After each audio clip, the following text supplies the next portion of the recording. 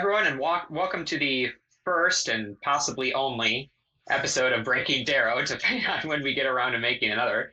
I'm Justin Ehrenhofer, the host, I suppose, of Breaking Dero, also of Breaking Dero in the past, and I'm here with Luke Parker, who is the one individual who found a recent vulnerability of Dero, disclosed it, and ultimately made a public disclosure about Dero.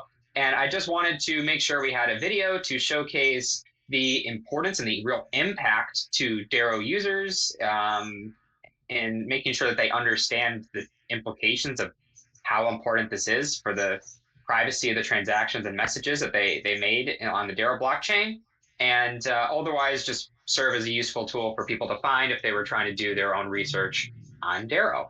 This is recorded as of May 2024.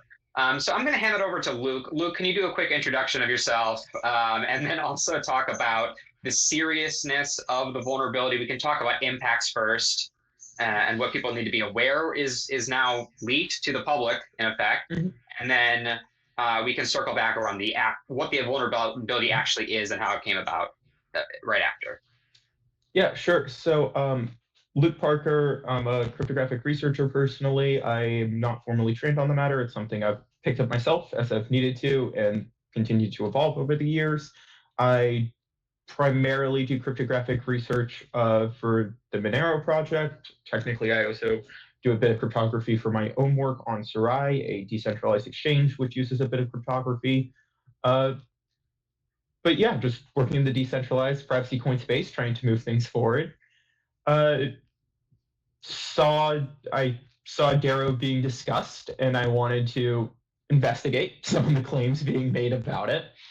And when I was trying to read through their code and actually figure out how their protocol worked and the impacts of it, what I noticed is they reused randomness. And because of this reused randomness, you could take any transaction. I believe it is any transaction. Technically, like the first week of the protocol may have had some very slightly different code, but as far as I can tell, this bug has been there for years, and the network's only been around a few years. So I do believe that this bug has been there from the start. And you can actually find out the amount transferred and who it was received by. You can also decrypt what they call the payload. So with Monero, historically and actively, we had this concept of payment IDs. So basically, if you go on a store and you say, hi, I would like to buy a computer, and the store's like, here's my Monero address, but in order for me to know that you're the one paying and you want to receive this computer, here's an invoice number, a payment ID. And now when you send a Monero transaction to this address, your transaction includes a payment ID in it, and their wallet software will go, hey, you received this Monero, it's for this specific payment and this specific invoice, and you should in fact mail Luke that computer. So Dero also has this concept of a payment ID. They call it a destination port on their end. And that's one of the things they encrypt into this payload field. Other things that they might encrypt into it are like human messages, so on and so on. That's why I was originally looking into it, because Dero is being advertised as a secure messenger for humans. And that field has been entirely decrypted as well. Okay, so just to summarize, as far as we can tell, for every transaction on the Dero network, and there's some possibility for edge cases, which we can talk a little bit about later, but sure, more or less for effectively all transactions in the Dero network, it will allow someone who decides to try and decrypt a transaction and then has a very high degree of success, the ability to decrypt the recipient address, the amount, any human message that they sent as some sort of messaging application. So those three things are always visible to effectively the public now, and I guess always was, but now that the vulnerability is found, people can use it. Well, at least I know how to, and at least the people I've told know how to. There's the obvious question, well, how long has this been known prior? Because I chose to make people aware, but there's always the possibility that someone knew and did not choose to make people aware. One of the things put in the payload was the sender. And this was originally intended, as in it was documented, and like some user interfaces would say, here's the sender, and it would include the claimed sender in the payload field. Yet this was actually bugged in that it was documented as including the sender in the payload field, so you know who sent you money, but it accidentally included the receiver. So about 6 months ago, this was fixed to include the sender in the payload field correctly. But since the payload field has been decrypted, if anyone did include the sender in the payload, now the sender privacy is also lost. Thankfully, this code has only existed for 6 months and not since the start of the network, a few years. But that also means that some modern transactions may also lose sender privacy. When I tried to look for the affected wallet versions, it seems like wallets had yet to update, or at least had yet to release those updates.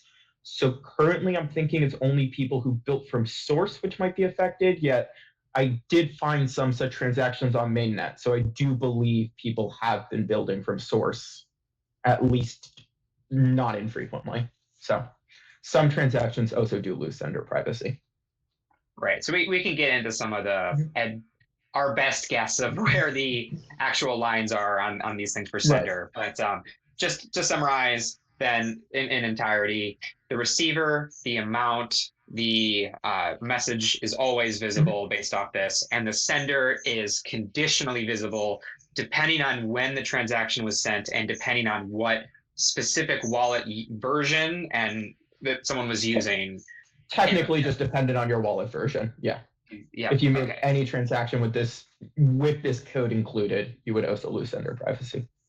Right. And so that's why this is so important. It's not some weaker privacy for a particular type of use case or something. Really, it's across the board. You have the fundamental components of a transaction and a message privacy that is just visible to the public now.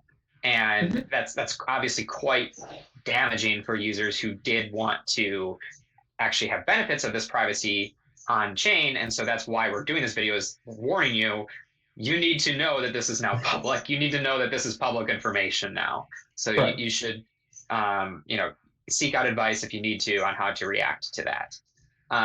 Is there anything else that you want to talk about the specific overview of the seriousness of the vulnerability and what the scope is? Again, not on every maybe nitpick thing yet, but before we move on to the what the vulnerability actually is. Regarding impact, the one thing I'm expecting to see kind of contested over the next few weeks is the amount of time it takes to break a specific transaction. Because I actually did publish my proof of concept. I'm sure we'll get to talking about that later. And it will take, several minutes to break a transaction. And if it's, oh, well, I can do a transaction a second. So if it takes you, 5 minutes, you're going to have a 300x backlog.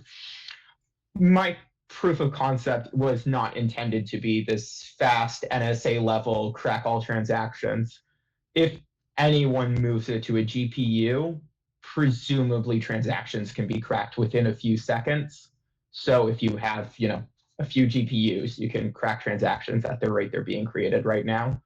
The other impact I'd note is even if it took, an hour transaction, that doesn't stop someone from saying, I don't like this person. I'm going to spend a week and I'm going to crack 100 of their transactions.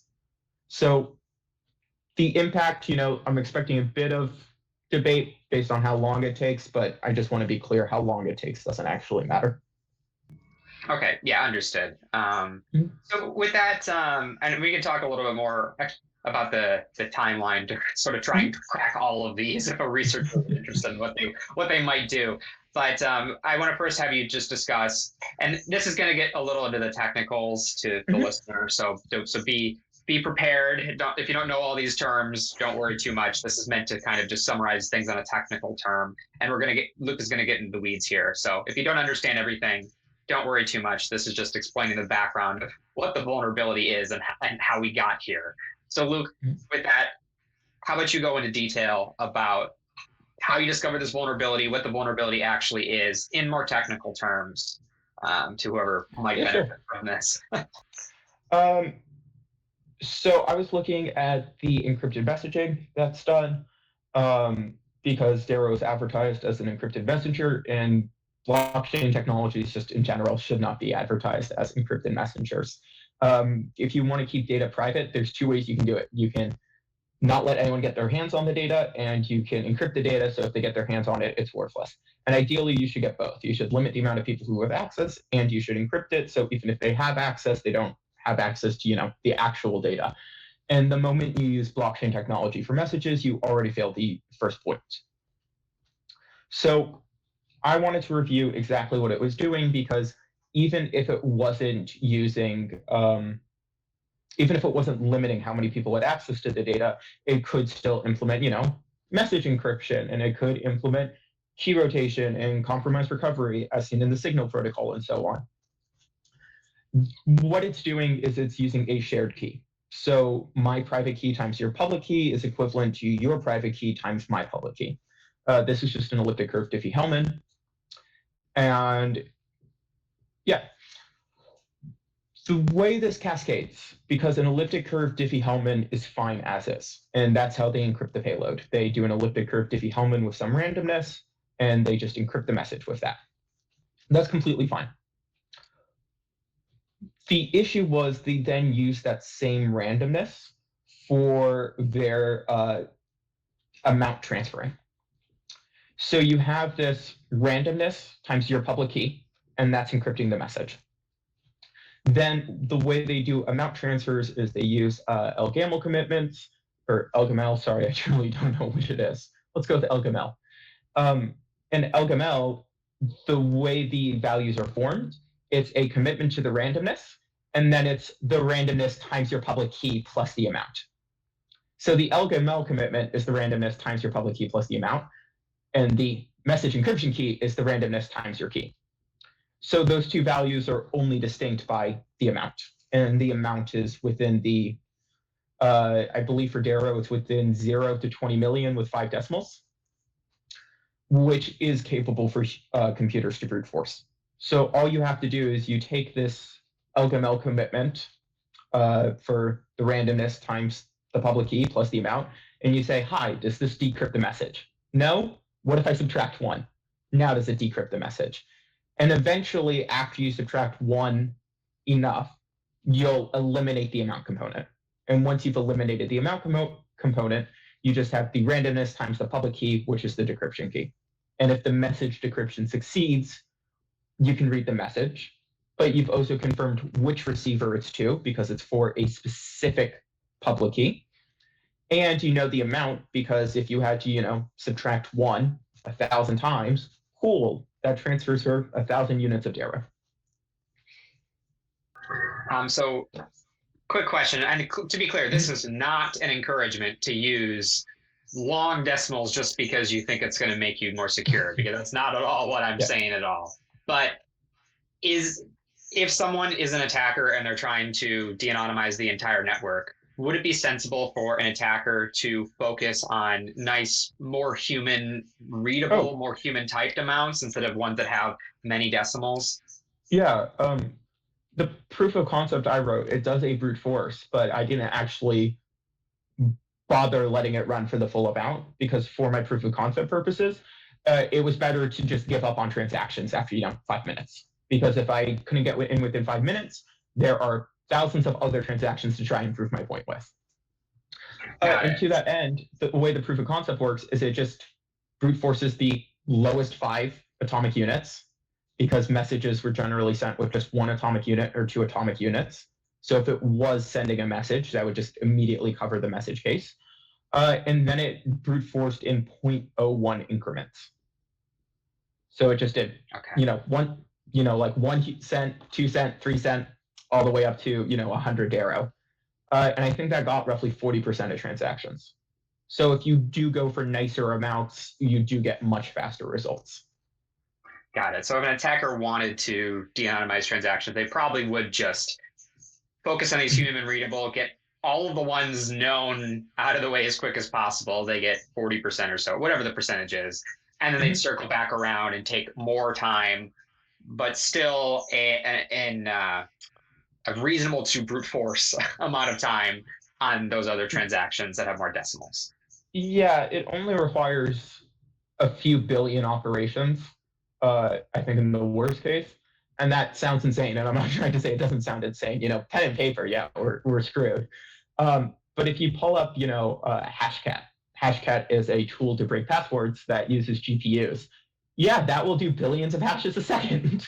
So when you say it takes billions of operations and then GPUs do billions of operations, you're like, this does not hold its security. Right. Suppose the Dare developers did actually want the same exact functionality and they just wanted this to be implemented in a secure way. What should they have done differently? I know you said they reused the randomness, but if you can expand on that a little bit on how it should have looked to a listener. Yeah. So as I said earlier, they're doing the randomness times the public key to encrypt the message, and the actual transfer has an amount commitment of randomness times public key plus amount. If they use two different randomnesses there, if they just use two different random values, you could, keep subtracting amounts until you hit 0, but then you would have randomness 1 times public key, and you'd be trying to decrypt a message encrypted with randomness 2 times public key. And those, you can't tell the two apart. You can't, say, this is definitely, this would be the decryption key if it did use randomness 2. No, if they use different randomnesses, it would not have worked as it did. Okay, so the fundamental issue is that they use the same randomness twice. Mm-hmm. Understood. Is there anything else that you want to talk about what the vulnerability is just at its core, or can we move on to sort of a fact style questions where I sort of ask about an edge case and then you can elaborate about that edge case? I only just have one other technical note. Technically, it isn't just the fact they reuse the randomness. Technically, it's also the fact that they publish this randomness value, which is equivalent to the way they use the randomness for the message key. Like, technically, there's other commentary on, it's not just reuse of randomness, it's the fact they also publish the value. But practically, the solution is not to reuse the randomness. I think that covers all of the technical commentary. I'm sure there's, edge cases here and there, but none practically cause too much impact.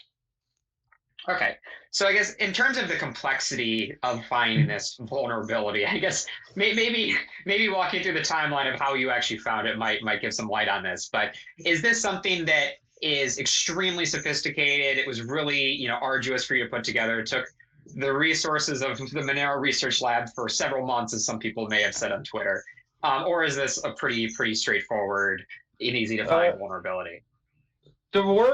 There was one person claiming I was government backed, not even by my own government, by a foreign government. I also got accused of being funded by data analytics companies. If I was, I would have sold this to them. I would not have published it and burned it. So that's the thing. Now that it's public, people know not to expect privacy, and it presumably is going to be patched. And once it's patched, it's no longer usable to break people's privacy. If I truly wanted to, attack Dero and the Dero community, I would have sat on it, and I would have accumulated transactions for years, and I could have harmed people for years. But that's not what I wanted to do. I wanted to warn people. For the actual timeline, I was headed to a friend to a great store, Micro Center, which I say not because it's relevant, just because I love Micro Center. Shout out. And while we were driving back, but if they want to sponsor it, seriously, I am open to the conversations there. And on the drive back, I saw this tweet claiming, use Dero, it's an encrypted messenger. Monero is a privacy coin. They don't do encrypted messaging, but Dero does. It's one of our great pieces of functionality. And I wanted to review that claim, so I just started poking around their GitHub.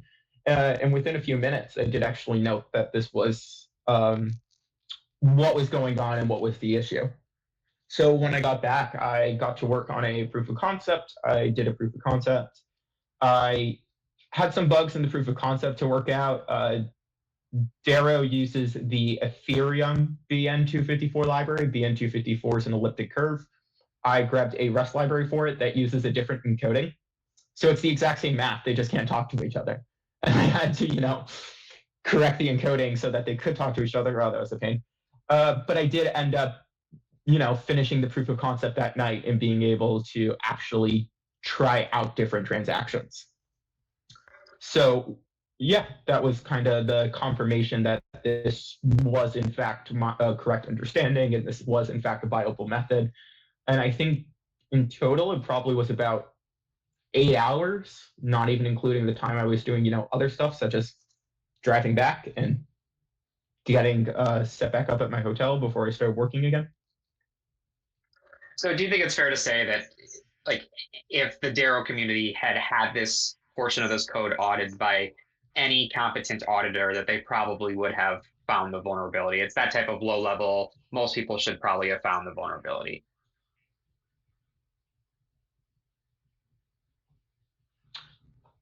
I think there's a good chance an audit would have identified it, not only because of the specific structure I was noting.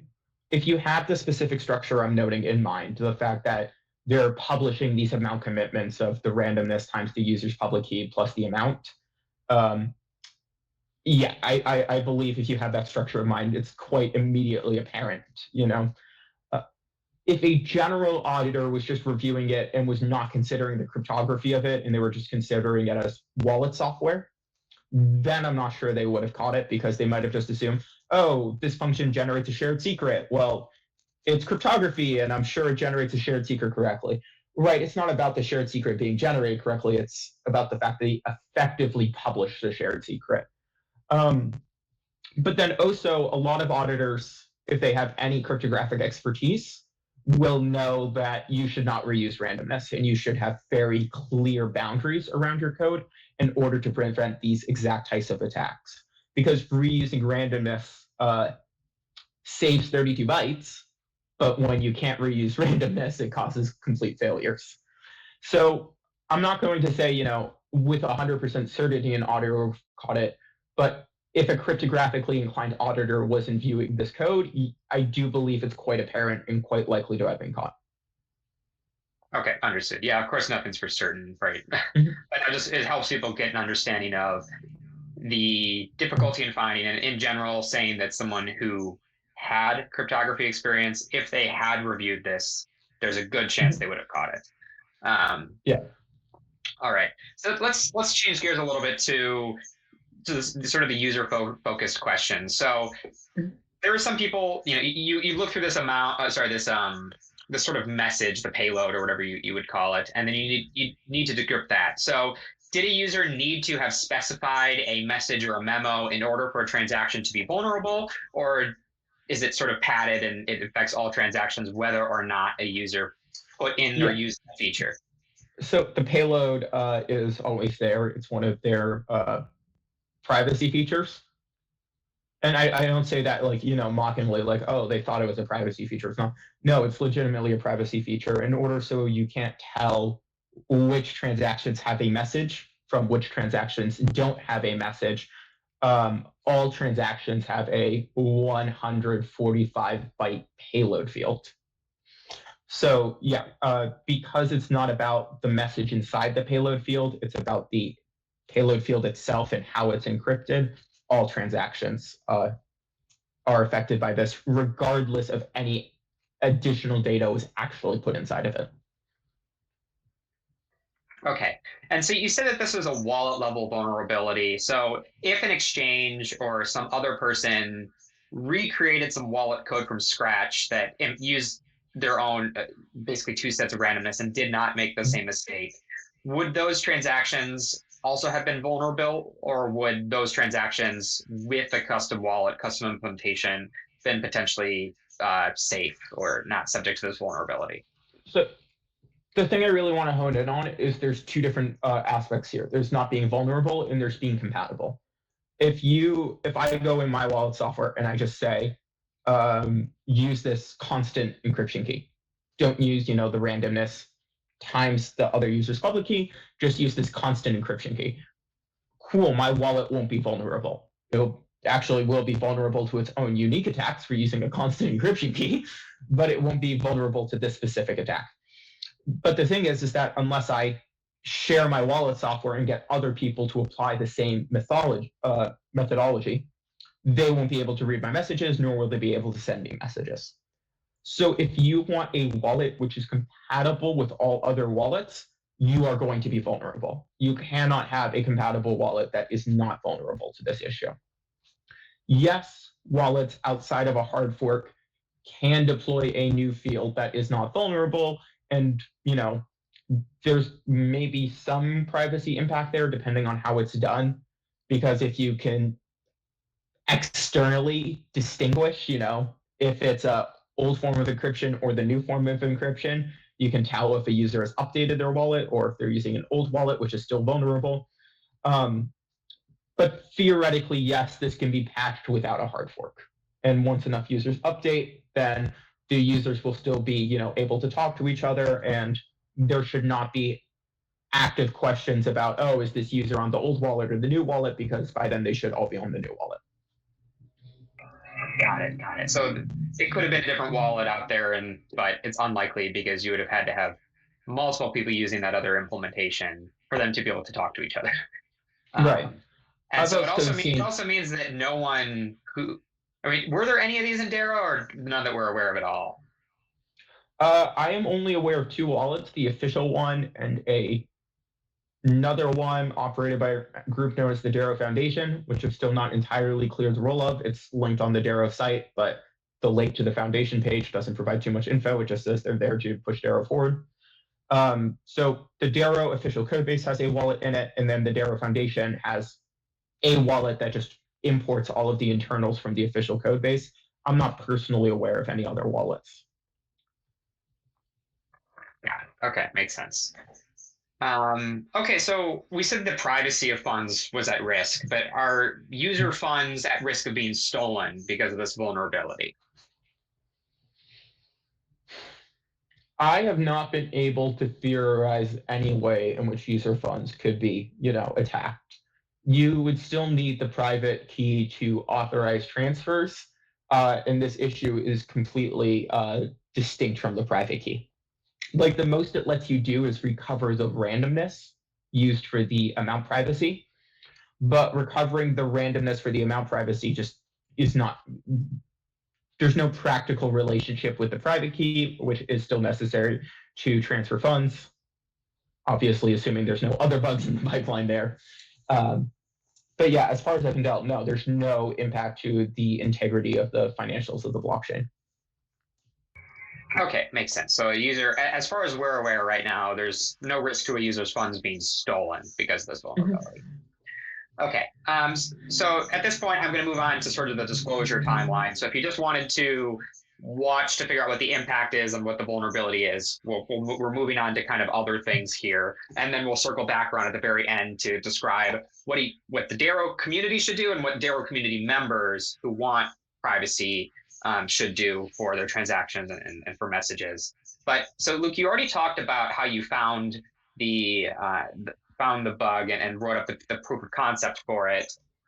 Walk us through the kind of, Dero. So I'm gonna play devil's advocate here. So some members of the Dero community say that they had a bug bounty program and you should have you just followed their bug bounty program. Clearly it was available. I guess I want to challenge that a little bit in this discussion, and for you to walk through just the annoyance you had of even trying to let people know that you found this vulnerability. So I guess walk us through, you found the bug, you built the POC to make sure it actually did work. And then what? How did you try to disclose this to people? Yeah, sure. So they do advertise a $50,000 bounty for any bugs that impact the financial integrity of the blockchain. There is no way to submit to it. It is advertised. You can click for more info. It links to like a forum post announcing it, that there is such a bounty. No info on how to submit to it. Obviously, you don't just want to post it directly on the forum. You want to handle it privately. I looked at their GitHub. I didn't see anything on the GitHub repo for the project. There was no like security.md file that clearly established it. That Dero Foundation site I mentioned before, that doesn't have any, contact info. It's like, if you want to contact us, join our public communities, and it's like the Discord. And I'm rather not publicly post a vulnerability on Discord. So obviously the question is, how do I privately connect with the response team? And who is the response team? Because there's also no listed team page. And this is kind of just a mess to navigate when there's no disclosure process. So what I ended up doing is I joined the Matrix and I reached out to 3 different admins. I thought all 3 were developers. I later learned one wasn't developer, one was not a developer, and that one was a member of the Dero Foundation, which I did not understand the role of at the time, and I did not know the person I reached out to was a member because they also do not publish their team page. I also reached out to the maintainer of the project, Captain Dero, who is the head of the project, and I reached out. I kind of, said, hey, 1, does the bug bounty apply for privacy issues? And 2, how do I make a disclosure? Only 1 person responded. The person who was not a developer. So some allowance does have to be made for them because they're not a developer, and any comments they made on this were not comments with the expertise they should have if they're making comments. So in retrospect, their comments should not be judged too harshly, even though I don't believe they made appropriate comments. I basically was told that I could just publish it or I could just wait ad infinitum. And I did decide to wait 2 days. Yet during those 2 days, I was considering what happens if I fail to make contact.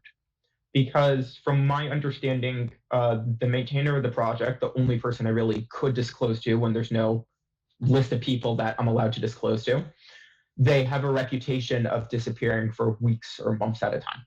And if they're disappearing for weeks or months at a time, then the very real risk is users continue expecting privacy when they do not have it for further weeks or months. And that's something I wanted to prevent. I also considered, if I publicly disclose this, what's the impact? Could users have their funds stolen? I could not figure out any way that could be possible. I also considered, would this make it worse for chain analysis companies? Like if we look at attacks on SSL encryption, which underpins the modern web. Yeah, generally, in order to break the SSL encryption, you actually have to have a copy of the browser talking to the web server, and you actually have to have that data and be able to break it. But since Dero is a blockchain, or it doesn't explicitly have to be a blockchain, just any highly replicated ledger, not only can anyone easily download a copy of the data, anyone can always download a copy of the data. You can't delete what's been broadcast and saved, hundreds or thousands of computers. So because all of these historical transactions were always going to be available for it to be broken, because publication and knowledge of this vulnerability was inevitable, unless we just never disclosed it and tried to sweep it under the rug and then let whoever else independently find it have sole access while users were uninformed and weren't aware. Yeah, that's not really viable in my opinion. And because disclosing it would at least limit the amount of people who expected privacy after that 2-day period, I did decide to independently disclose, presumably foregoing any bug bounty associated. So that led to a Twitter post where I did a public disclosure, and that got a lot of flack from people who didn't believe it, despite the disclosure I wrote having enough technical info necessary to verify it. It also led to, a lot of hate, like, oh, you should have waited weeks or months. It also led to outsiders chiming in, which isn't really relevant.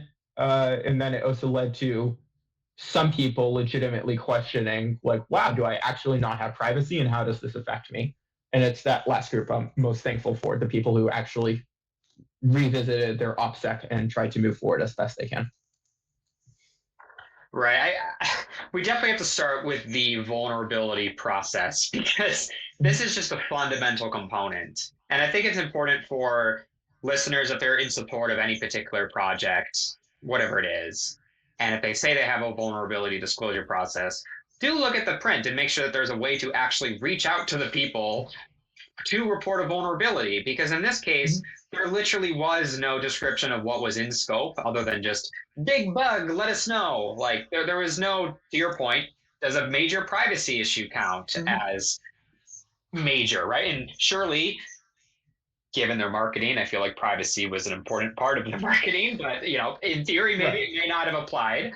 Certainly, if there was a major privacy vulnerability in Monero, they would want to know for that disclosure process. So if your project that you're interested in does not have a good way to actually follow through with some type of process, um, ideally they would use a third-party arbitrator. There's all sorts of different companies out there that help resolve disputes between submitters and the projects that are being submitted to. So there's another set of eyes on it that encourages Yeah, people to submit. But I mhm, personally host a bug bounty program with Immunify for my project, and I work as a submitter on Immunify. So exactly. yeah, there definitely are such platforms, and I'm more than happy to shout out Immunify because it's the platform I use and can actually recommend. Uh-huh. And then compare this to Monero, which I'm not trying to say Monero is the gold standard because it definitely is Mhm. not for this in particular. But Monero at least has a clear bug bounty reporting process. You can go, you can look up the specific description of what types of bugs are considered extremely important, what method you should use to disclose them. You can disclose them through the third party arbitration platform HackerOne, or it tells you how to encrypt your messages and send them to the maintainers as well. So it does clearly outline who to contact, and it has an expectation for the timeline as well for response for these things. And things have been disclosed that way and patched. So for Yeah, Dero to there's have this bug bounty that they heavily advertised, but then there was absolutely no indication that anyone had ever thought to actually flesh out or build out this program, and then to have some community members try and defend this completely unworkable program just seems like a miss to me and a really failure by the maintainers of the project to set up a reasonable way to receive information. And that led to you having to go down the route of having to contact random people on Matrix that were room admins and hoping that they'd be able to right. forward your message because you didn't have another option. And the other obvious note is that because there's no stated disclosure team, I had to assume, well, I guess I should only disclose to the head of the project because I don't know if anyone else actually has any official standing. And even if they have official standing, that doesn't mean they have sufficient standing for issues of magnitude. Uh, but when the maintainer is someone who's known for being offline for weeks or months at a time, that's really not a viable process. Right. And some people criticize the 2 days. I know you said that that's Mm. what Immunify sets as their own standard for critical bugs. Is that right? So For acknowledgement, yeah. yeah, so you can maybe argue a little bit about the 2 days, but it's been over a week now, and how many people have? I'm going to ask you two questions. One, how many people have responded acknowledging it Uh, from the community or from the project? from the 3 people you reached out to? How many of them have Uh, like? I believe the official stance from the various admins and community leaders is to wait for Captain Dero to come back online and give their official comment. I believe they're deferring to Captain Dero. Okay, so they're just waiting on this person. So has Captain Darrow responded to you in over a week since you I reached They out to them? have not responded, and it also, from my understanding, they have not made any public appearance or comment either. Okay, has the project or any Darrow Foundation or any sort of related foundation that might publish on a forum, have they acknowledged it or taken any steps at all about this? I believe they've discussed it. I don't believe they're contesting it. I believe when it comes up, they kind of acknowledge it's a thing. I have not seen any statement from the project or Darrow Foundation members, not that I even know who those are, nor any such organization officially acknowledging the bug and spreading awareness on their end. That's a good sign. There are some people that And say I'm, you should have posted on their blog, sorry, on their forum, at least saying, "Hey, I have this vulnerability. Who do I reach out to?" yeah, I did try reaching out on their forum. The email sign up process didn't all work, so I was not able to make an account. And Luke had me try with my own account after, and I couldn't get it to work either. So their forum didn't work anyway, which is of course another good sign. Yeah, Um, I did try, two different methods of communication though. Right. So ultimately, it's unfortunate that you weren't able to reach someone in advance, but there was no process, and you did. I mean, considering user funds are not at risk, at least to our knowledge, and that the only things lost by your disclosure is just, I guess, maybe you letting people know there's a bug and the impact that comes with that. But ultimately, the idea was to protect the people who might continue using Darrow for privacy purposes and who Right. wouldn't if they had known that this bug was there. So, That's something I'm trying to argue. I didn't take away anyone's privacy. If I decided not to publish and do nothing forever, it was inevitable that privacy would still be lost, not because anyone who finds this issue takes away privacy, but because there was no privacy. This bug eliminated all of the privacy from the start. And the question is just who reveals the illusion. Got it. So you said that you released a proof of concept. I know it's been a few days or a week or whatever since your initial post on the matter. So talk if do you want to say a few words about what the proof of concept is, how people find it, Yeah. things like that? When I made the initial disclosure, it has the full technical details, but obviously that isn't a full demo you can run on your own computer and verify that way. And I didn't want to immediately zero-day the full proof of concept that you could just immediately start de-anonymizing transactions with. Because while the write-up was detailed enough that you could rebuild it, that would take a few days. And I wanted to say, yes, this is a legitimate issue. Here's the evidence it's a legitimate issue. You have a couple days at least to prepare. Because if anyone was, if you're a journalist in a fascist government and you were using Dero for free speech purposes and the government is going to come after you now that it's realized you didn't actually have privacy. No, I don't want to be responsible for harming people like that. And I didn't want to immediately hand over this tool that would enable breaking people's privacy in such a way. So what I did is I announced I would give out the proof of concept in 1 week. And that would settle all doubts about whether or not this was a real exploit or not. But it would also, on my end, give people 1 week to do whatever they were going to do in preparation. And also for, if someone was going to build an independent implementation over the next couple of days, which probably was feasible, then you still at least get those couple of days until someone does their own implementation. So I did try to be mindful about the impacts and timeline in that regard. The proof of concept, as I said earlier, it's not fast. It proves the points and definitely could, if I had your Dero address, Justin, I could definitely break all of your transactions, but no, it's not at this time viable for breaking the entire network. Someone would need to rewrite it for GPUs, but that's feasible and just waiting for someone to do. Right. Anyone with a even consumer grade GPU should be able to brute force it pretty quickly. So it's not like you need special hardware. You just need like whatever you can buy at Micro Center. Trademark copyrights, sponsored content for this video. Just kidding, it's not. But okay, so I think we've covered everything except for the last part. What do we do from here? So first, Dero. What does the Dero project do, or what at least should they do in response to this new vulnerability that you found? So obviously, a sample independent randomness for their message encryption. But what really needs to be discussed is formalization of their protocol and auditing, because their protocol hasn't been formalized, and that hampers review. And it makes it, now I spend my time not reviewing the protocol, but I spend my time reading the code and trying to reconstruct the protocol and then reviewing it. And on the one hand, that's somewhat better because, a protocol specification can be anything, but what the code does can implement an entirely different protocol. If you are an auditor, you do need to make sure that, the code actually matches the protocol. But ideally, what you do is you document the protocol and you make sure the protocol has the properties you want, and then you audit the code and make sure the code matches the protocol. And unfortunately, there's neither of those going on with Dero right now. So formalizing the protocol, documenting where it's formalized, ensuring that the code is documented to what parts of the code are meant to align with the protocol, and moving from there to audits would truly be great. One of the claims I've seen is like, oh, Dero is not audited because there's no auditors capable of doing so.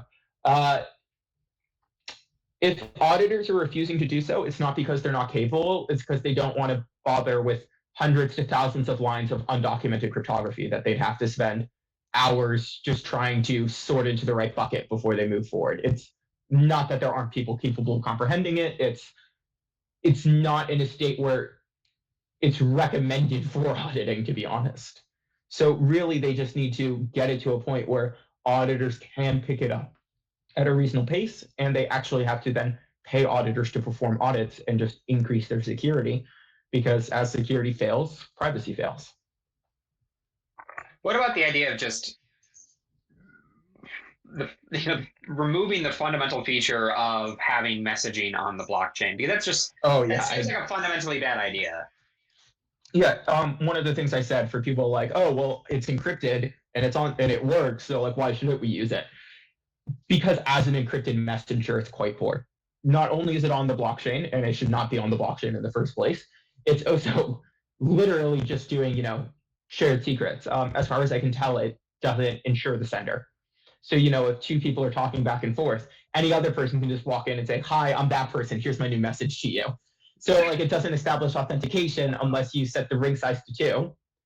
To be clear, the ring size to 2 refers to one potential sender and one potential receiver. So if you remove all sender privacy and all receiver privacy from your on-chain transactions, then you get authentication, but then you have the issue if you're removing sender and receiver privacy from your transactions. So like and then because it's a blockchain, if people repeatedly do this, you can see that they're sending transactions back and forth, which are likely to be messages. Yeah, it's such a mess. And then even if you move it off of the blockchain, you should be rotating keys and establishing compromised recovery. You should be looking at forward secrecy. You should be looking at, post-quantum key exchanges. And there's hundreds of pages of this stuff from Signal, from SimpleX, from all of these other encrypted messaging protocols.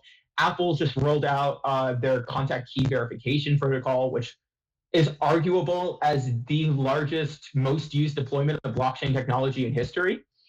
And just doing basic message encryption achieves almost none of these properties of secure messengers. So not only should it be moved off the blockchain, it should be completely rewritten, or it should just be dropped. Got it. Yeah, I don't think people understand how much work goes into making the Signal protocol and making the SimpleX protocol, because it's not just some person shows up and is like, I can encrypt a message, and that's all you need. There's a lot that goes into it, as you mentioned, all those different properties that are actually very hard to do well. And that's why people recommend these other apps. Okay, so does that cover everything that the Dero project should do? Consider dropping that one feature entirely. And then to the Dero community, I would also just say, don't overpromise. The reason I started looking into this was because of a advertisement for Dero that's like, oh, Dero, it's an encrypted messenger, and it's your bank account, and it's your social media, and it's your whatever else functionality. And it was also your file storage. There is no Dero app for file storage. After seeing what I've seen, I would not want to use Dero for file storage. Blockchains in general should not be used for file storage. At most, they should be a metadata index for file storage. And I really think projects that do a few things amazingly and not everything poorly are going to be the projects you want to stick with. So my honest recommendation to the Dero project and the community advertising it is don't advertise it as everything when that's everything poorly, but advertise it at what it does do well. Got it. Yep, I think definitely there were some warning signs, at least in my opinion, approaching the claims that the Dero community were making repeatedly, and it's hard to be perfect at everything. And when the culture in the community is that we're the best at everything and everything else sucks, it's really hard to grow, actually, and it's hard to notice how to improve or to be critical. What about normal users? Let's say you were a Dero user and you were actually using Dero for either the privacy messenger or for private transactions. What do you suggest to them? I would just not use Dero for private messaging at all, even if this is fixed. It's just, again, it does not get any of those properties. There's Signal, there's SimpleX. If you're in the Apple ecosystem, there's iMessage, which I think is technically going to be cross-platform. And I don't really want to recommend iMessage because, it's not free open source software. It's, controlled by Apple, the corporation. But at the same time, they actually have built a very strong end-to-end encryption offering. And I do want to acknowledge that. Like, yes, you should be moving people to Signal if you can. But if you can't, if your family, we all have iPhones and we're not downloading new apps, even iMessage is still a notable step up from just traditional text messaging. And you should be doing the best that you can get people to move to. And iMessage is something that a lot of people don't have to move to. But if you can get people to move, Signal, which has been around for years, widely reviewed, very documented, a lot of cryptographic engineering into it. SimpleX, which claims to be even more private than Signal, but has a bit less review. would be two great candidates. So you're saying I should stop trying to get my family to use the Dero Messenger, which is a shame. Which is a shame. I already That's got them my Dero for recommendation. all Yes. their Christmas gifts. Just kidding. Mhm. But and then for private transactions, what is it? Monero and Zcash fully shielded are the two main ones to look at instead. Monero Zcash fully shielded. That's not really like if you use just Zcash in a shielded way, you're only going to leak minimal metadata due to some transparent transactions still existing. Monero is always private, but it uses ring signatures, which is a bit weaker. Once Dero fixes this bug, they should go back to having amount privacy. Then the issue is the fact they use rings as well. Monero has issues with its rings. Dero's have issues with its rings. Monero's rings are for transaction outputs. Dero's rings are for accounts. So it does change a bit. Some vulnerabilities in those rings are unique to Monero, thanks to the transaction model, or any ring transaction model or transaction output model. Some vulnerabilities are going to be unique to Dero because it uses accounts and it changes things. The main issue with Dero for sender-receiver privacy is not just that it uses a ring for senders, it also uses a ring for receivers. So in my opinion, the statistical metadata of its rings do exceed Monero.